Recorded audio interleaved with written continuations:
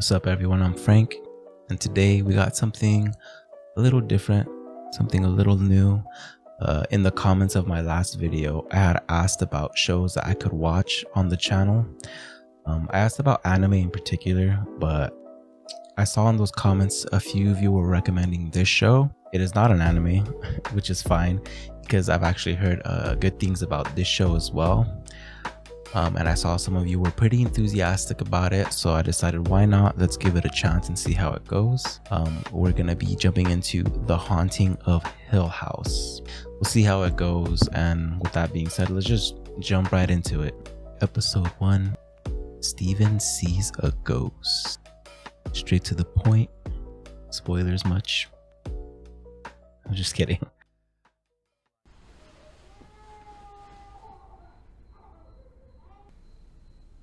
Are you awake, Luke? Because Nellie's awake. Yeah, she's kind of crying. What was it? The bad lady. Oh, her again? The what? Like a nightmare she's having? A reoccurring one? Or what? Your big brother must have scared her away. Big brothers are good like that. What if she's hiding? She's long gone. I guess everybody can go back to bed now. Bro, you gotta check under the bed and in the closet. At the very least. But kids' dreams are special. They're like... An ocean. That's right. And the big dreams can spill out sometimes. What? Now, I know that bent neck lady is really scary. Bent neck lady? I mean, that's pretty ominous, right? Saying it's a little spill, but he's kind of saying that it's real.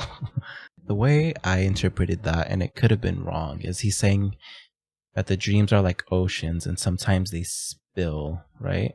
Like what, spill over into reality or something? Like, I wasn't really comforted by that.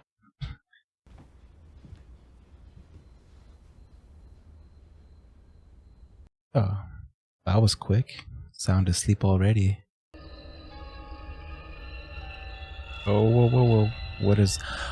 Oh, it's a face. That's the lady she's talking about, right? We have this little girl who's having these recurring nightmares. It started with drops of water, like raindrops falling onto my face. I started to hear a car horn. Okay, she thinks she's like being haunted or contacted by a ghost. I could see the water dripping off of his hair and his face, and then his mouth fell open. So... But it wasn't a scream. It was a car horn. Oh. And it was like I only just remembered, oh right, I can scream. This is so like vivid and descriptive. It's like really good. Like I felt like I could visualize what she was talking about.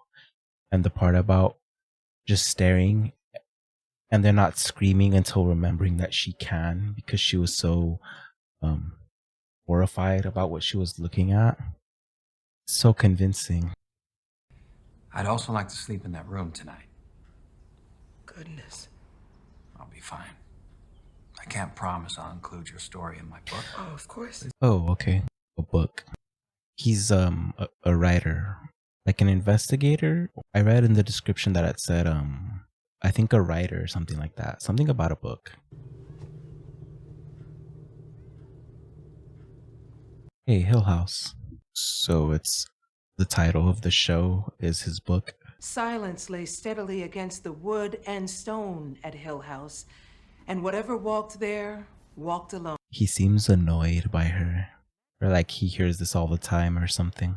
I mean, if you actually saw your husband hanging upside down over your bed, you've seen more than I ever have. The way you write, I just assumed. Other people's stories. People like you, Irene. I give them the right voice, that's all. Okay. Well, So he himself hasn't really experienced these things, but he's just compiling the stories for other people. how are your brother and sisters doing? I've wondered since the book. How are they doing these days? You know who I wish would write a book? Your dad. So this is all the future now. After whatever happened at the house happened at the house.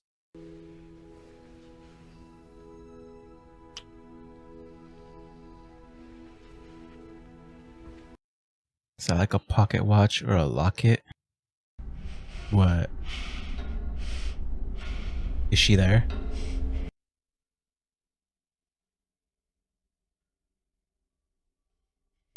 Oh.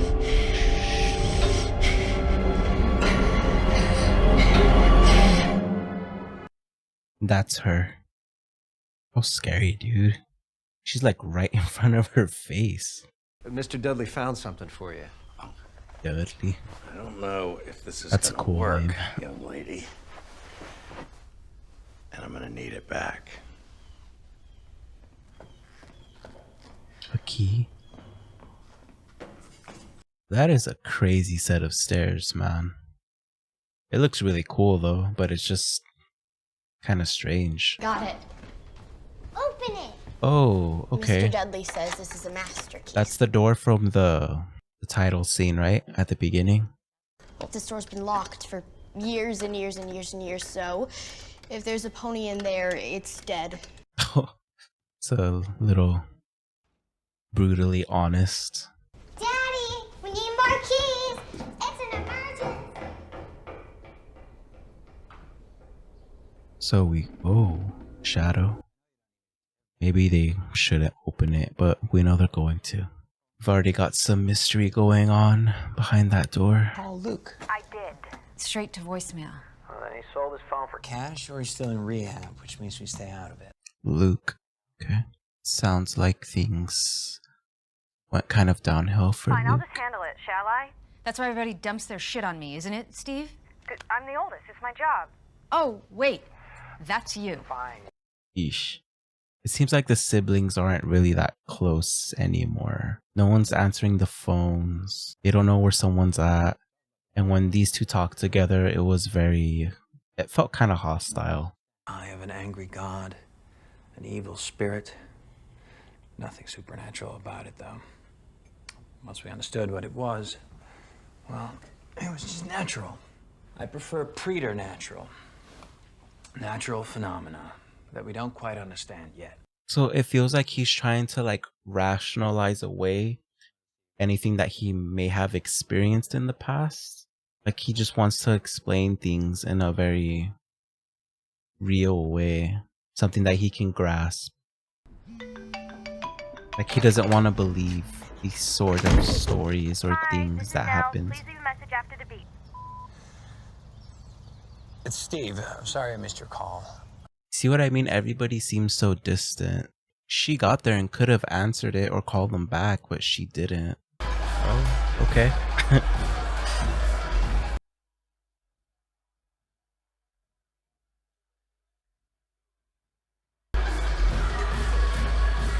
Hi.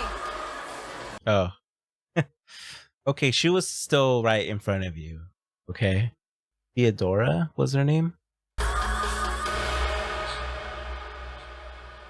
Oh, okay. I was like, where are we?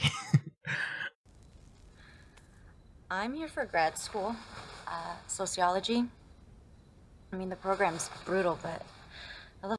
She is not interested at all. That was really good. Yeah, you're damn right. I have to work tomorrow. So get the hell out. Oh. Awkward. She said, yeah, thanks. See you later. Or not. She said it was about Luke. I don't know. Something about it scared me. Luke will show up when he needs money. I just keep thinking, what if he doesn't? Whatever happened in the past caused them to just stop speaking, become this sort of severely dysfunctional kind of family, very distant from each other. That's not real, is it? Oh shit. Oh, god damn. I was questioning whether that was real or not right there. Do you remember the bent neck lady? Oh. And that's who he was just having a dream about, right? It's the lady. He just saw her and now she's calling about it. Are you okay? I'm fine. I'm sorry to wake you. Good night, Daddy. Where is she? So the look on his face when she said bent neck lady is like, oh, she's going back to the house. That's it, right? It's all boarded up. The look on his face was very alarmed and afraid. So this is a real cause for concern to him. She wouldn't. Yeah, I'm going. I'm going. Get up. Stevie, get up. Dad? What's happening? I'll talk about it later. We're like interweaving between past and present right now. I gotta pay attention.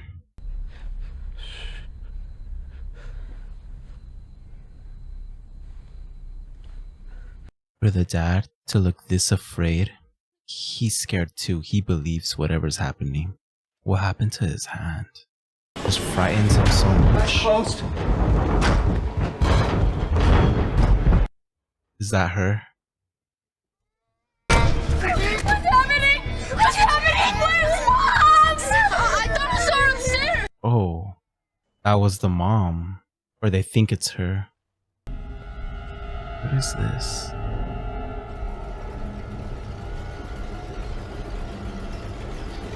She's just dancing on her own. I love how the house looks like it's been abandoned and there's all these plants growing in there now. Like nature is invading it. Why is she dancing though? 302. 3. Now he's in the red room. Wait, what? She said she's in the room. So specifically at that time, wherever they all are, because he's in a different time zone, clearly, they all felt something. As though they're all connected by something, you know?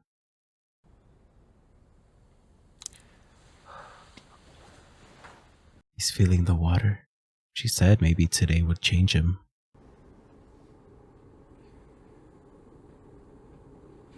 I mean, that could easily, literally be a leaky roof, but maybe not.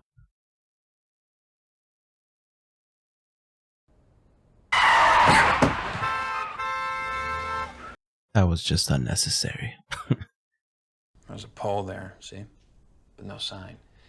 Kids taken for their dorm rooms. Yeah. It's a moderately trafficked area. Oh, okay. He's about to explain away what she experienced. That's the car horn that she heard when he opened his mouth. There's a leak in your roof. You just Finding or trying to find all these very rational explanations for everything. This dude's interesting. I like him. The story writer. It's almost like he's trying to convince himself that things like this aren't real, you know? Like it's his goal in life is to explain these things away. A ghost can be a lot of things. A memory, a daydream, a secret, grief, anger, guilt. But in my experience, most times they're just what we want to see. Why would I want to see my Carl like that? Because it's better than never seeing him again. So he's saying kind of like what he considers to be a ghost is kind of like what you carry with you. The fears, the anxieties, the regrets, things that you can't let go of. So it's not a ghost in the traditional sense that people would think of, but this is how he views it. The ghost. Still like a pretty rational way of looking at hauntings, right? He said it was haunted. Those are his words. Wreck. He just lost his And wife. he hasn't said shit since. Does he talk to you, Cheryl? Did he tell you what happened that night? Because all I've got are those tabloid quotes. He refuses to tell us anything else. He believed it, Steve. What you're doing to Mom? Mom was mentally ill. It's a fact. I'll be damned if the apple didn't fall too far from... Oh, Jesus. Wow, that is rough. It's a little too far. You publish this, you know what it costs. So she really feels like he's discrediting their experiences as children. His father's, his mother's experiences, making them sound crazy and all for profit. But really, he just sees it as an opportunity to move on with his life. I feel like part of him believes the things that happened, but he's just trying to push through them. This type of stuff doesn't help in a custody hearing. They never filed charges. I was never placed under arrest. It was a suicide. Okay. They confirmed it. It doesn't matter. Okay, I see. Something happened. He ran off with all the kids. The wife is dead. And now all of these narratives are spiraling out of control in the media. Luke. Mom's looking for you. Trying. We haven't seen much of him yet, of Luke. How do you spell no girls allowed? N-O. I already got those. G. The N was backwards. This is a pretty sweet tree house. Who's this? Some girl I saw by the woods. What's next? Oh. Oh, he saw a girl by the woods, and now he's making a sign that says no girls allowed. That's him and the girl. You know, I used to have imaginary friends too. They go away when you get bigger. S. She's not imaginary. It's so sad seeing how they don't talk to each other anymore, and they've kind of just splintered away after seeing how close they were as kids.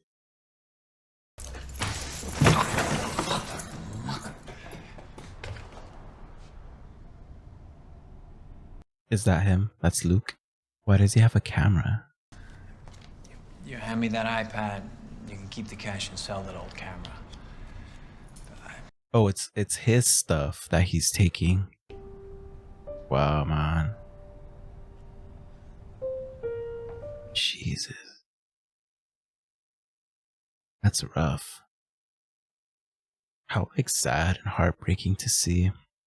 To find his brother like that stealing his own stuff and then still being willing to be like, you can steal the camera, but I need to keep the iPad.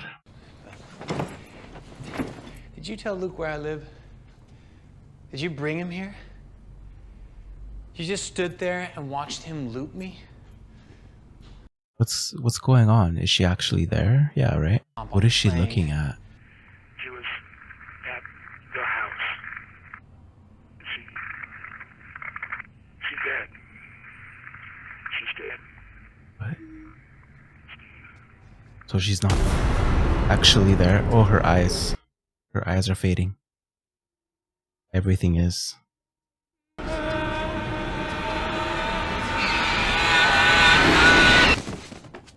Oh my god.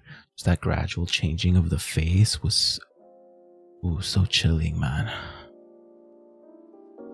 That was more drama driven than I expected it to be, honestly, but I mean that's okay. It's just it's pretty depressing stuff so far. Just kind of seeing like this broken, dysfunctional kind of family, kind of just failing to communicate with each other, or maybe even just refusing to understand and communicate with each other. Like there's a lot of friction between everybody, right? Sometimes it feels like there's resentment, or that they're like annoyed by each other, like they can't stand one another. Not all of them, but a lot of them have bad relationships with each other. That's depressing. Nell is dead, right? And I think she killed herself. I feel like it's pretty heavily implied from how strange she was behaving.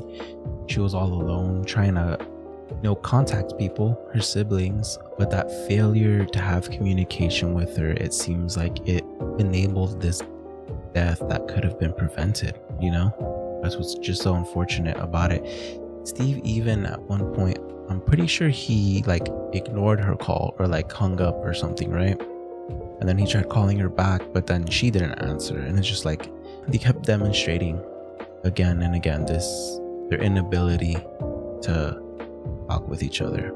Maybe they could have prevented Nell from doing what she did, you know? She was behaving so strange all the way up until the point to, even when she got to the house, she was like in a nightgown, right? Or a dress or something, which means she got there and she changed, and then she was dancing alone.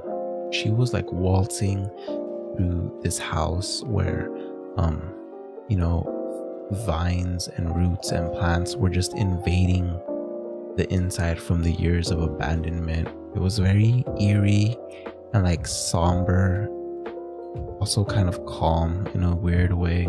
There is a lot of characters. Actually, I don't even think there's that many. It's just that there's a lot of kids, right? Kid versions of the characters and then the adult versions. So there's like a lot of back and forth. So I'm trying to keep track of everybody. So I might not know all the names right now, but I was trying to keep track. We had Luke. We didn't have too much from him. He seems interesting though. I want to see more from him. Hopefully we will soon. He, as a kid, was drawing stuff in the treehouse, right? So he was seeing things too. Nell was seeing the lady in the house, and Luke was seeing a girl in the woods. So they were seeing things. I don't think the other people saw stuff other than the dad. He saw something. The other kids, I don't think they have yet, right? Because Steve seems pretty skeptical. I'm having a hard time deciding if it's genuine skepticism, or if it's kind of like if he's in denial of what happened when they were younger, so he tries to kind of overcompensate by finding like super rational and logical things to explain away supernatural occurrences, because he has to, right? For it to make sense to him, for him to kind of push through it and move on with his life. This is how he rationalizes things for himself. Either he genuinely believes that like everything can be explained away perfectly fine, or part of him is in denial and he needs to still find those answers. That's just his way of dealing with this. And also it led to, it seems like, a career for him. Shirley, I think, was it Shirley that was arguing with him over the book? I felt like she was defending her dad pretty heavily from the things that Steve wrote in the book, which led me to believe that she believed the things that happened. But then she said something like their father believed the statements he made at that time. He genuinely believed them at the time, which I guess implies that Shirley didn't believe them, or she was skeptical of them. So maybe she doesn't really believe stuff either. Theo, I don't really know where Theo stands with all that stuff. I kind of want to learn more about her still too. So whatever happened in their childhood, it seems like only the dad has a firm grasp on what happened, right? He knows what happened that night, but he refuses to talk about it. I don't think he's spoken with anyone about it, including his children. So that's kind of a mystery in this show. Oh, and also, after Nell called the dad, he was like very frantic and worried about her. So he's like packing up, trying to get to her. But he lives alone, right? He was alone. As he was packing, he was talking to someone. I don't even know what he said. He said something like, "Oh, I'm on my way," or something like that. Like, I know, I'm on my way. It was very small talk, but it's like, who was he even talking to, right? That was odd. It's just pretty sad.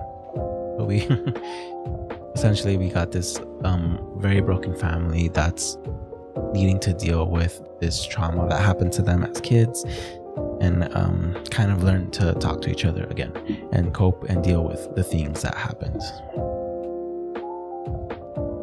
Jeez, that was a lot, I think, but They were just kind of laying down the foundation of what's to come for the rest of the series, I guess. Yeah, all right. I guess that's it, and I'll see you guys next time.